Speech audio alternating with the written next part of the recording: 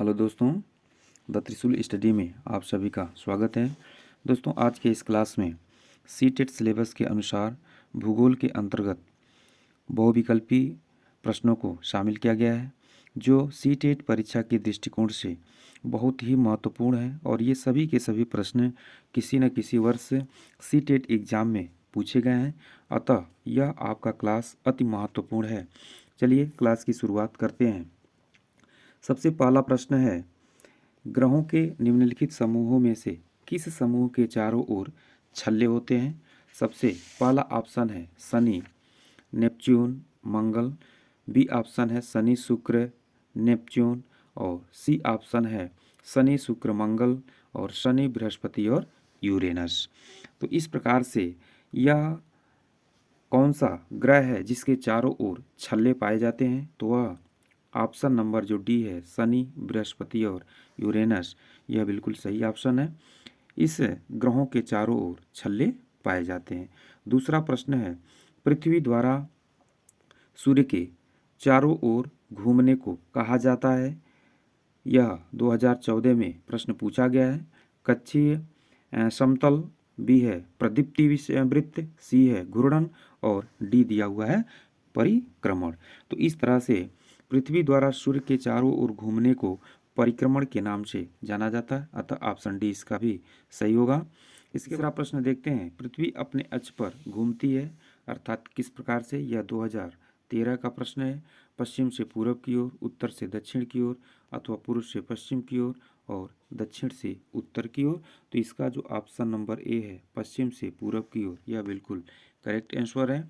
इसके बाद से चौथा प्रश्न कहता है कि निम्न में से ग्रहों को कौन सा संयोजन गैसीय ग्रह कहा जाता है? यह 2012 का प्रश्न है। ऑप्शन नंबर ए है बृहस्पति, शनि, यूरेनस और नेपच्यून। बी है बृहस्पति, मंगल, पृथ्वी और नेपच्यून।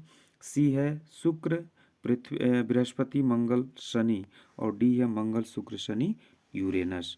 तो इस प्रकार से इसका जो ऑप्शन नंबर ए है, बृहस्पति, शनि, यूरेनस और नेपच्यून, यह बिल्कुल ऑप्शन सही है और इन ग्रहों को ही गैसीय ग्रह के नाम से जाना जाता है। इसके बाद से पांचवा प्रश्न कहता है कि अपने ग्रह पृथ्वी के बारे में निम्न में से क्या नहीं कहा जा सकता है? ऑप्शन नंबर ए है ध्रुवों के पास थोड़ी चपटी होती है, इसके बीच में उभार होता है। सी ऑप्शन है इसे नीला ग्रह कहा जाता है और डी है यह पूर्णतः गोल है। तो इस प्रकार से पृथ्वी को ध्रुवों के पास थोड़ी चपटी होती है, यह भी सत्य है। इसके बीच में उभार होता है, यह भी सत्य है। और इसे नीला ग्रह कहा जाता है क्योंकि इसके अधिकांश भूभाग पर पानी है। तो इस तरह से इसको हम तीन ऑप्शन ये जो है बिल्कुल सही है, केवल यह गोल पूर्णतः नहीं है। अतः ऑप्शन नंबर डी क्या हो जाएगा? सही हो जाएगा। इसके बाद से छठवां प्रश्न कहता है, पृथ्वी पर सबसे अधिक जल पाया जाता है? नदियों में, अंटार्कटिका में, महासागर में अथवा झीलों में। तो इसका जो ऑप्शन नंबर सी है अर्थात महासागर में, यह बिल्कुल सही आंसर है। पृथ्वी पर सबसे अधिक जल कहाँ पाया जाता है? महासागरों में पाया जाता है। इसके बाद से सातवां प्रश्न है, सौर मंडल में तीसरा ग्रह किसे कहा जाता है? पहला है ऑप्शन ए शुक्र, बी है मंगल, सी है पृथ्वी और डी है अरुण। तो इस तरह से इसका ऑप्शन नंबर जो सी है बिल्कुल करेक्ट आंसर है, अर्थात सौर मंडल में तीसरा ग्रह पृथ्वी को कहा जाता है। इसके बाद से आठवां प्रश्न कहता है कि पृथ्वी का झुकाव अपने अक्ष पर 23.4 डिग्री है, इसका अर्थ क्या होता है? ये है पृथ्वी अपने अक्ष के परितः घूमती है। पृथ्वी पर वर्ष भर में मौसम में परिवर्तन होता है। सी ऑप्शन है पृथ्वी के गोलार्ध इसी के कारण वर्ष के विभिन्न समयों में सूर्य के सामने आते हैं और डी ऑप्शन है पृथ्वी एक गोला है। तो इसका जो ऑप्शन नंबर सी है अर्थात पृथ्वी के गोलार्ध इसी के कारण वर्ष के विभिन्न समयों में सूर्य के सामने आते हैं। तो इस तरह से ऑप्शन नंबर सी इसका बिल्कुल सही आंसर हो जाएगा। प्रश्न नंबर 9 कहता है कि भारत एक बड़ा देश है, यह पृथ्वी का कितना प्रतिशत भाग घेरता है? यह 2011 में प्रश्न पूछा गया है। ऑप्शन नंबर ए है 1.4, बी है 4.4, सी है 3.4% और डी है 2.4%। तो इस तरह से इसका जो ऑप्शन नंबर डी है अर्थात 2.4%, यह बिल्कुल सही है। अर्थात पृथ्वी का 2.4% भाग सिर्फ और सिर्फ भारत घेरता है। इसके बाद से सूर्य के चारों ओर किसी उपग्रह का मार्ग कहलाता है, क्या कहलाता है? इसका परिक्रमण कहलाता है, परिभ्रमण कहलाता है, कक्ष कहलाता है अथवा प्रचक्रण कहलाता है। तो आप सभी जानते हैं कि सूर्य के चारों ओर किसी उपग्रह का मार्ग जो होता है वह कक्षा कहलाता है। अर्थात ऑप्शन नंबर सी इसका बिल्कुल करेक्ट आंसर है। 11वां प्रश्न कहता है कि पृथ्वी के सबसे निकटतम खगोलीय पिंड है। पहला है सूर्य, चंद्रमा, शुक्र और डी ऑप्शन है प्रॉक्सिमा सेंटोरी। तो आप सभी जानते हैं कि सूर्य के सबसे निकटतम जो खगोलीय पिंड है वह कौन सा है? शुक्र है। ठीक है, अर्थात शुक्र सबसे निकट ग्रह है। इसके बाद से 12वां प्रश्न है कि पृथ्वी एवं सूर्य के मध्य अधिकतम दूरी की स्थिति को किस नाम से जाना जाता है?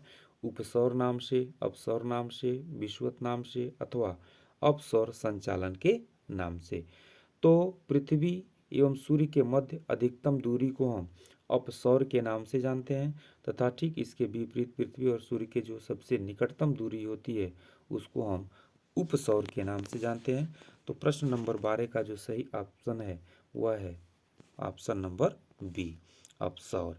इसके बाद से 13वां प्रश्न कहा गया है कि जैसे जैसे हम पूर्वी गोलार्ध से पश्चिमी गोलार्ध की ओर जाते हैं देशांतर रेखाओं का आकार बढ़ता जाता है, घटता जाता है, समान रहता है, पहले बढ़ता जाता है फिर घटता जाता है। तो इसका जो ऑप्शन नंबर सी है अर्थात जैसे जैसे हम पूर्वी गोलार्ध से पश्चिमी गोलार्ध की ओर जाते हैं देशांतर रेखाओं की जो आकार है वह समान रहता है। अगला प्रश्न, निम्न में से कौन सी शिक्षण सहायक सामग्री महाद्वीपों के आनुपातिक क्षेत्र व आकार को दर्शाने के लिए सबसे अधिक उपयुक्त होता है? ऑप्शन नंबर ए है ग्लोब, बी है विश्व का राजनीतिक मानचित्र, सी है विश्व का भौतिक मानचित्र और डी है पृथ्वी का पोस्टर। तो इसका जो ऑप्शन नंबर ए है ग्लोब, यह बिल्कुल करेक्ट आंसर है। अगला प्रश्न, निम्न में से कहाँ सभी अक्षांशों पर दोपहर का सूर्य वर्ष में कम से कम एक बार सीधा ऊपर से चमकता है? यह भी 2012 का प्रश्न है। ऑप्शन नंबर ए है कर्क रेखा और मकर रेखा के मध्य में, बी है आर्कटिक वृत्त और अंटार्कटिक वृत्त के मध्य में, सी है केवल कर्क रेखा और विषुवत वृत्त के मध्य में और डी ऑप्शन है केवल मकर रेखा और विषुवत वृत्त के मध्य में। तो इसका जो ऑप्शन नंबर ए है कर्क रेखा और मकर रेखा के मध्य में, यह बिल्कुल करेक्ट आंसर है। 16वां प्रश्न कहता है कि भारत की मानक देशांतर है, क्या है? 82 डिग्री पूर्वी देशांतर, 82 डिग्री 30 अंश पूर्वी देशांतर, 83 डिग्री 30 अंश पूर्वी देशांतर अथवा 82 डिग्री 50 अंश पूर्वी देशांतर। तो इसका जो ऑप्शन नंबर सी है अर्थात 83 डिग्री 30 अंश, यह बिल्कुल करेक्ट आंसर है। अर्थात ऑप्शन नंबर सी इसका बिल्कुल सही आंसर हो गया। 17वां प्रश्न कहता है कि 180 डिग्री देशांतर कहलाता है, क्या कहलाता है? प्रधान देशांतर, अंतर्राष्ट्रीय तिथि रेखा, ग्रीनविच रेखा अथवा भूमध्य रेखा के नाम से जाना जाता है। तो आप सभी जानते हैं कि 180 डिग्री देशांतर रेखा को अंतर्राष्ट्रीय तिथि रेखा के नाम से जाना जाता है। इसके बाद से अगला जो प्रश्न है वह है जब दिन और रात की अवधि बराबर होती है तो सूर्य की किरणें सीधी पड़ती हैं, कहाँ पड़ती हैं? उत्तरी ध्रुव पर, भूमध्य रेखा पर, दक्षिणी ध्रुव पर अथवा कर्क रेखा पर। तो जब दिन और रात की अवधि बराबर होती है तो सूर्य की किरणें भूमध्य रेखा पर बिल्कुल सीधी पड़ती हैं, अर्थात ऑप्शन नंबर बी इसका बिल्कुल सही आंसर है। अगला 19वां प्रश्न कहता है कि भारत की मानक समय अर्थात यामोत्तर रेखा होती है, यह भी प्रश्न 2013 में पूछा गया है। 82 डिग्री 30 अंश पूर्वी देशांतर, 97 डिग्री 25 अंश पूर्वी देशांतर, 68 डिग्री 7 अंश पूर्व देशांतर, अथवा 76 डिग्री 5 अंश पूर्व देशांतर रेखा। तो इसका जो ऑप्शन नंबर ए है वह बिल्कुल करेक्ट आंसर है, अर्थात 82 डिग्री 30 अंश पूर्वी देशांतर को भारत की मानक समय अर्थात यामोत्तर रेखा के नाम से जाना जाता है। इसके बाद से 20वां प्रश्न है कि भूमध्य रेखा नहीं गुजरती है, अर्थात कहाँ से नहीं गुजरती है? उत्तरी अमेरिका से होकर, दक्षिणी अमेरिका से होकर, अफ्रीका से होकर, उपरोक्त में से कोई एक महाद्वीप। तो इसका जो ऑप्शन नंबर ए है यह बिल्कुल सही है, अर्थात जो भूमध्य रेखा है वह उत्तरी अमेरिका से होकर के नहीं गुजरती है। 21वां प्रश्न है कि भारत के कितने राज्यों से कर्क रेखा होकर के गुजरती है? ऑप्शन नंबर ए है 5, बी है 8, सी है 7 और डी है 6। अर्थात जो ऑप्शन नंबर इसका बी है, भारत के 8 राज्यों से कर्क रेखा होकर के गुजरती है, अर्थात B option is the correct answer. इसके बाद से 22वां प्रश्न है, प्रदीप्ति वृत्त है, ध्यान दीजिएगा, ये प्रदीप्ति वृत्त क्या होता है? यह 2014 का प्रश्न है। वृत्त जो ग्लोब को 2 भागों में विभाजित करता है, वृत्त जो ग्लोब पर दिन को रात से विभाजित करता है। ऑप्शन नंबर सी है, विषुवत पर पृथ्वी की स्थिति जब दिन रात बराबर होते हैं, और डी है एक विशेष मध्याह्न रेखा पर दोपहर 12 बजे से सूर्य की स्थिति। तो इसका जो ऑप्शन नंबर बी है, अर्थात वृत्त जो ग्लोब पर दिन को रात से क्या करता है? विभाजित करता है, उसी को हम प्रदीप्ति वृत्त के नाम से जानते हैं। 23वां प्रश्न है कि बिग बियर एक उदाहरण है, अर्थात किसका उदाहरण है? आकाशगंगा का, नक्षत्र मंडल का, सी है तारा का और डी है गैलेक्सी का। तो इसका जो ऑप्शन नंबर बी है, अर्थात नक्षत्र मंडल, यह बिल्कुल सही आंसर है। बिग बियर एक नक्षत्र मंडल का उदाहरण है। इसके बाद से अगला जो प्रश्न है वह है, 2 शहर एन और एम ग्रीनविच के क्रमशः 15 डिग्री पूर्वी तथा 15 डिग्री पश्चिम पर स्थित हैं। इन 2 शहरों के समय में कितना अंतर होगा? तो इसमें ऑप्शन है 1 घंटा 30 मिनट, 2 घंटा 30 मिनट या फिर 1 घंटा। 4 ऑप्शन आपको दिख रहा होगा। ऑप्शन नंबर ए है 1 घंटा 30 मिनट, बी है 2 घंटा, सी है 30 मिनट और डी है 1 घंटा। क्योंकि आप सभी लोग जानते हैं कि ग्रीनविच रेखा के पश्चिम या पूरब जाने पर 15 डिग्री में 1 घंटे का अंतर होता है, अर्थात पूर्व की तरफ जाने पर 15 डिग्री में 1 घंटे का समय जो है कि बढ़ जाता है, और पश्चिम में जाने पर 1 घंटे का समय घट जाता है। तो इसका ऑप्शन नंबर जो डी है वह बिल्कुल करेक्ट आंसर है, अर्थात 2 शहर एन और एम ग्रीनविच के क्रमशः अगर 15 डिग्री पूर्वी और 15 डिग्री पश्चिमी पर स्थित हैं, तो इन 2 शहरों के समय में 1 घंटे का क्या होगा? अंतर होगा। इसके बाद से अगला जो प्रश्न है 25वां, पृथ्वी से चंद्रमा का केवल एक ही भाग दिखाई पड़ता है, इसका कारण क्या है? पहला है चंद्रमा का दूसरा भाग केवल दिन के समय पृथ्वी की ओर होता है, बी ऑप्शन है चंद्रमा का दूसरा भाग केवल अमावस्या की पृथ्वी की ओर होता है, और सी ऑप्शन है चंद्रमा को पृथ्वी के चारों ओर चक्कर लगाने में तथा अपने अक्ष पर घूमने में समान समय लगता है, और डी ऑप्शन है चंद्रमा को अपने अक्ष पर एक चक्कर लगाने में 1 प्रकाश वर्ष लगता है। तो इस तरह से इसका जो ऑप्शन नंबर सी है बिल्कुल सही आंसर है। चंद्रमा को पृथ्वी के चारों ओर चक्कर लगाने में तथा अपने अक्ष पर घूमने में समान समय लगता है। यही कारण है कि पृथ्वी से चंद्रमा का केवल एक ही भाग दिखाई पड़ता है। इस प्रश्न नंबर 26, पृथ्वी दिन कहलाता है जितने समय तक सूर्य पृथ्वी पर एक विशेष स्थान पर चमकता है, बी ऑप्शन है ग्रीनविच का मानक समय, सी ऑप्शन है पृथ्वी द्वारा अपने अक्ष पर घूमने में लिया गया समय, और डी है पृथ्वी द्वारा सूर्य के चारों ओर परिक्रमण करने में लिया गया समय।